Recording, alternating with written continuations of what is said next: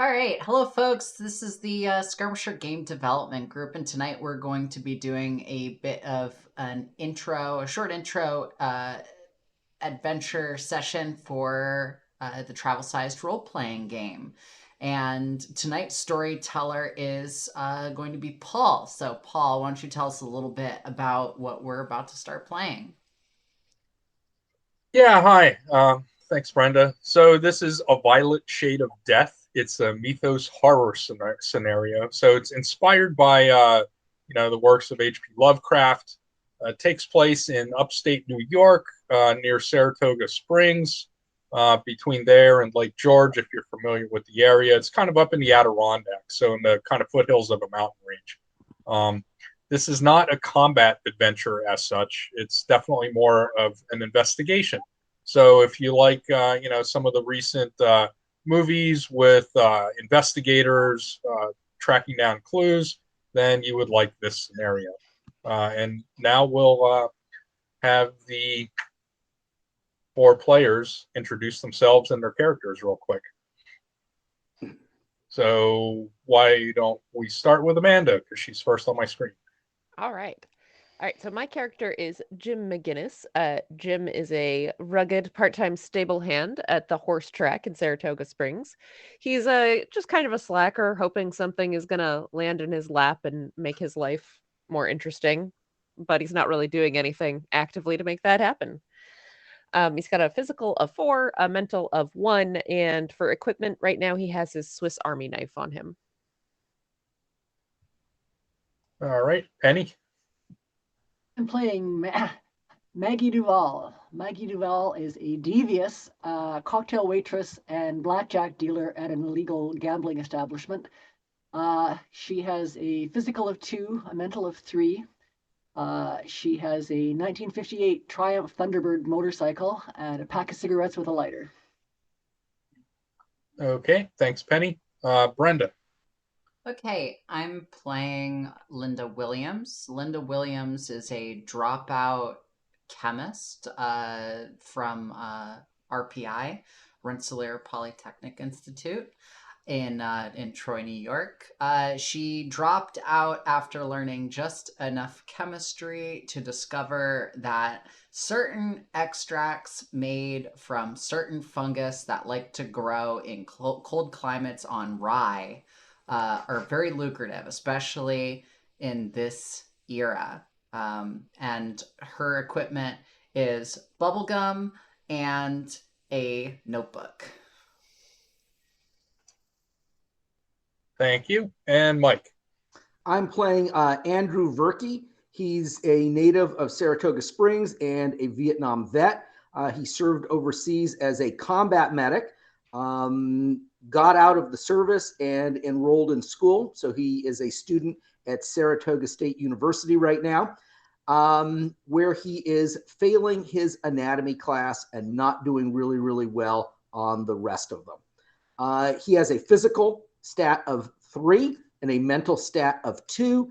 And his 2 pieces of equipment are his Army combat medic bag and 2 morphine syrettes, all of which are listed somewhere as a combat loss, but which made their way back home with him. Okay, thanks. So we'll go ahead and start the adventure then. I'll just point out that you're all in your early 20s. You know each other from high school. You weren't necessarily all the best of friends at that point, but you've all wound up back here in Saratoga, Saratoga Springs, and now you kind of hang out because you're all around the same age. Mike, so Andrew, you're the combat vet. That's right. Yeah. So you have class this afternoon. It's today, May 6th, 1969. It's a bit chilly out. It's in the 50s, moist like it always is up in that part of New York in May. And you and your friends had something planned afterwards. There was a local band playing at the bowling alley on the east side of town.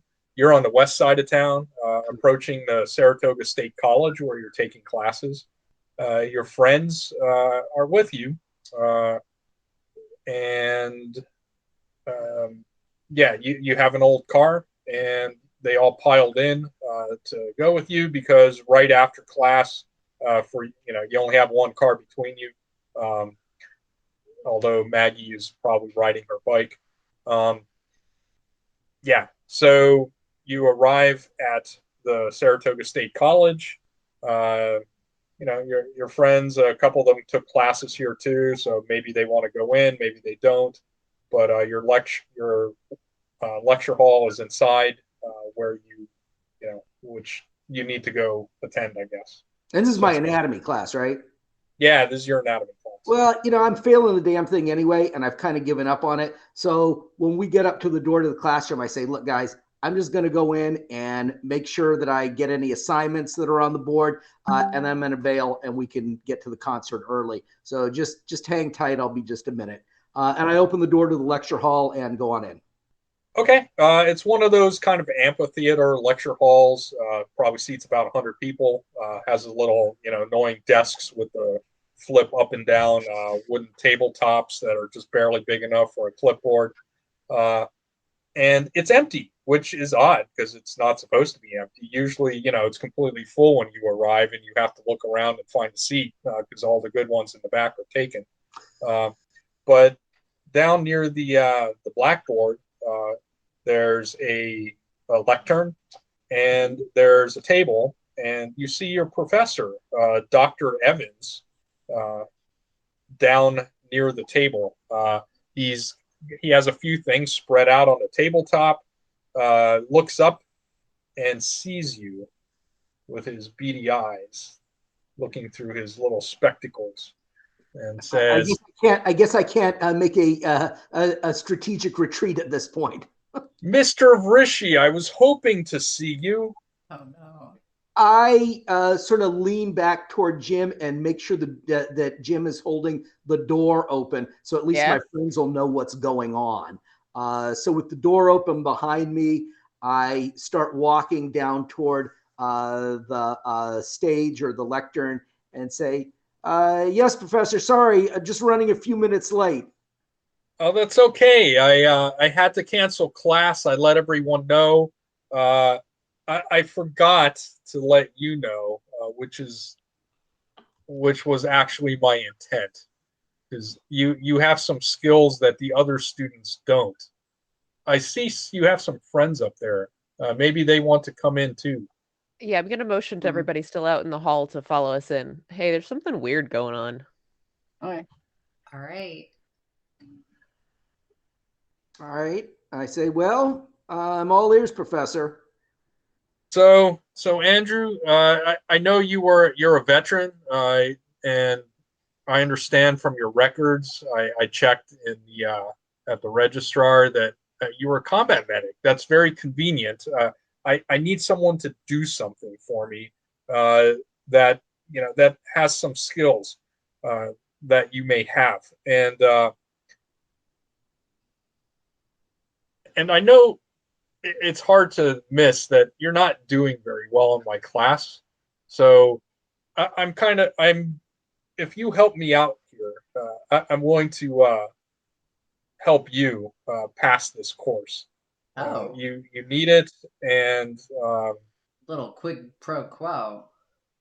yes. Well, yeah, you may not know this, Andrew, but I was in the military myself. I was a surgeon during the Korean War at a MASH unit. All So right. I understand where you're coming from. It isn't always easy adapting back to civilian life. All right. Well, I'm receptive to what this guy has to say. Then, obviously, I'd rather pass the class than not. And if I can pass it by doing something other than sitting in the classroom, and I take him at his word that he does understand where I'm coming from on all this. So so I nod and I say, I'd be glad to help any way that I can, sir. I'm glad to hear that. So here's my problem.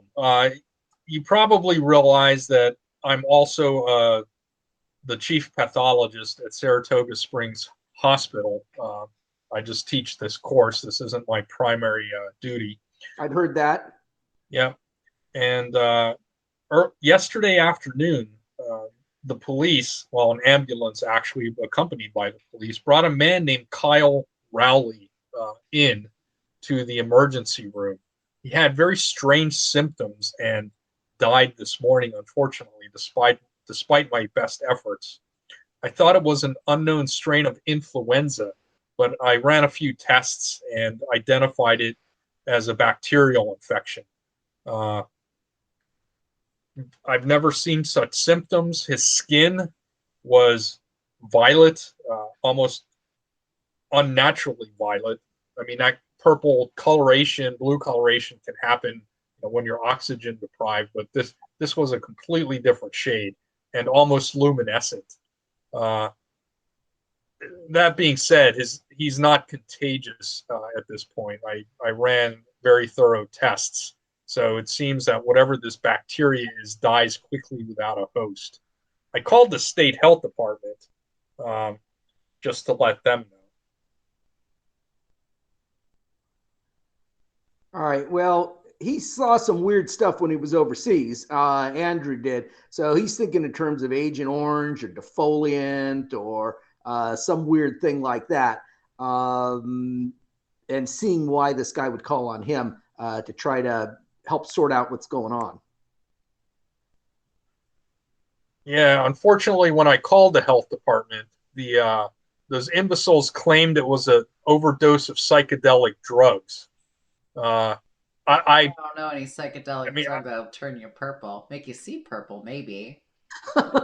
yes, thank you. Exactly. That's what I told them. But Yeah. those insufferable government bureaucrats just would not take me seriously and are insisting that it's just some new strain of hallucinogenics. I just don't believe it.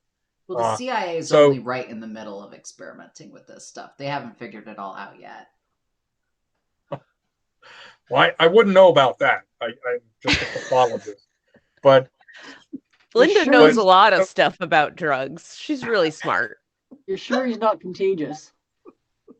Hey, So, the doctor says so. so your name's Linda. So do you have a background in medicine or pharmaceuticals? I'm a chemist. Oh, well, that's very convenient. So Pays the would bills. all of you be helping Andrew? I I didn't turn have her like, anything going on this afternoon. I don't know. What are you wanting? What are you asking us to do? But yeah, that would be nice to know. Well, so for what I'd like you to do is track down the source of this bacteria because I can't do it. I cannot get away from the hospital. I'm the attending, and I can't leave the community in a bind without a physician at the hospital. So if Can you go Andrew swimming in and the you, Hudson, maybe? well, right. So what I was, so Andrew, or sorry, so Kyle was found at unconscious at his mailbox. A policeman found him. They just brought him in. So I imagine it was something in his house, or Oh. maybe Okay. there's a clue at his house as to where he acquired this infection. I haven't, you know, if there are infections like this in Saratoga, I see them. We're the only hospital. I'm the chief pathologist. Something like this, I would have seen before. So he got it somewhere. I don't know where. I don't know much about him beyond that he lives at 711 Sulphur Lane. It's on the north side of town, near the Yeah, I know Wholesome what it Food is. Basket. That was a little dangerous. I So mean, what if you what if could we go catch there, this? track that down, and then if you do find it, what I really could use is a physical specimen of the bacteria. Uh, I can provide you with some sampling equipment, test tubes, dishes, gloves, and masks, that sort of thing. You said you're a chemist, Linda, so you probably would know how to navigate I that. can take a sample. And you too, Andrew. It's same as on the battlefield, avoiding, exposure to pathogens. Andrew heard Maggie sort of muttering about this sounding dangerous. So I kind of step out of the way so that she can address the professor directly. And I say, I think Maggie had some concerns. Aren't we risking catching this ourselves? Well, not if you take the precautions that I give you. You should be fine. Hmm. I wish I'd stolen a gas mask. Yeah, that would be handy, wouldn't it? Well, maybe. But for the rest of you, I mean, can you write us a script for antibiotics or something, so that if we get sniffles, we can purple sniffles. Purple sniffle. So really, what I need is a physical specimen of the bacteria, or alternatively, what would also work is some sort of a proof or evidence that you've destroyed it at the source, whatever that may be. Andrew, if you do this, you've got an A in anatomy. And I have enough influence with your other instructors that you'll qualify for your GI Bill benefits next semester. So up to this point, I barely knew that A was the first letter in anatomy. So I will accept. So I've got you covered. And for the rest of you, and you too, Kyle, because you deserve a more tangible reward. There's some festival in downstate near Woodstock in August. I have a half dozen tickets that I can give you. I think it's near Maggie, we were just Woodstock. talking That about this. sounds right. There's a Maggie, bunch we of were bands. just It's not my thing, talking but about this. We were just talking about this the other day. This would be so awesome. All right. Well, it sounds like my friends are on board with this. If I'm Sounds gonna like a be really- captive market. So, So all right. So he had jotted down, or maybe whoever has a notebook had jotted down that we need to go, I guess, initially to 7-Eleven Sulphur Lane, where this guy lived, and find out see if we can figure out what's going on, or if it can lead us where we need to go. Yeah. okay. Well, you pile into the car, and Maggie gives someone a lift on her the back seat of her motorcycle if they want it, and you rumble up to 7-Eleven Sulphur Lane. You go up the main road and turn left at the Wholesome Fuel Snack Basket. It's a little gas station with a little grocery store there, and pull up in front of 7-Eleven. And what you see is a well-kept Rambler house. Front door, there's a carport with a car parked underneath to the right, and the mailbox, long grassy lawn. So it's probably about 50, 60 feet from the front door. No immediate, well, there are neighbors, but these houses aren't on top of each other. So there is a bit of privacy with the shrubs and things like that. It's about 5 in the evening, about an hour from sunset. Is there a car in the carport? Yeah, it looks like there's a car. Looks like a back of a red car. Why don't you give me if you're looking down from the bottom of the street, give me a 10-point mental, please. Okay. Well, my mental stat is 2, which means my chance of success will have a range of 2 in either direction from whatever number I pick. So if I were to say pick a 6 on a 10-point challenge, I would succeed anywhere from 2 less than 6 to 2 above 6. So between a 4 and an 8. So that seems like a good range for me. I'm going to choose 6 with my mental score 2. And I don't think my trait as a medic or any of my equipment is helpful in this. No, not for this. And the target number that I determined was 5. So you succeed. And so it's not especially difficult. We've seen these before. It looks like a station wagon, a Chevy Caprice. Uh, Red has that, that nice vinyl faux wood trim on the sides all the way around.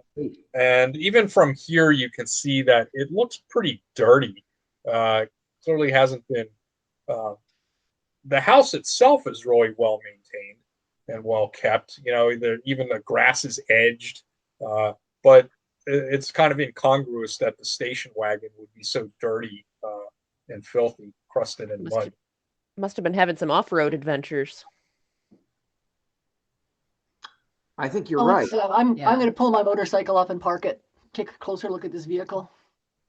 Okay. I'll pull my VW Bug into the driveway, and might as well not look like we're being shisty, like we're supposed to be here. But I'll back it in so that we can leave quickly if we need to. Smart. Okay. Yeah, you mess around with the gears and manage to putt up to the carport. It is at a slight slope, which will help it, start if the battery dies. Ask me how I know. And I had a VW. Yeah, so Maggie, you see, indeed, it is a very dirty station wagon. It's in the carport. There's a kitchen door with the the window, the little curtains right next to the carport.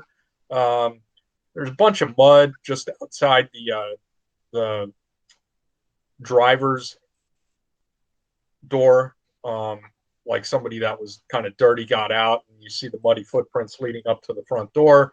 Car looks locked. It looks like there's some papers and things inside.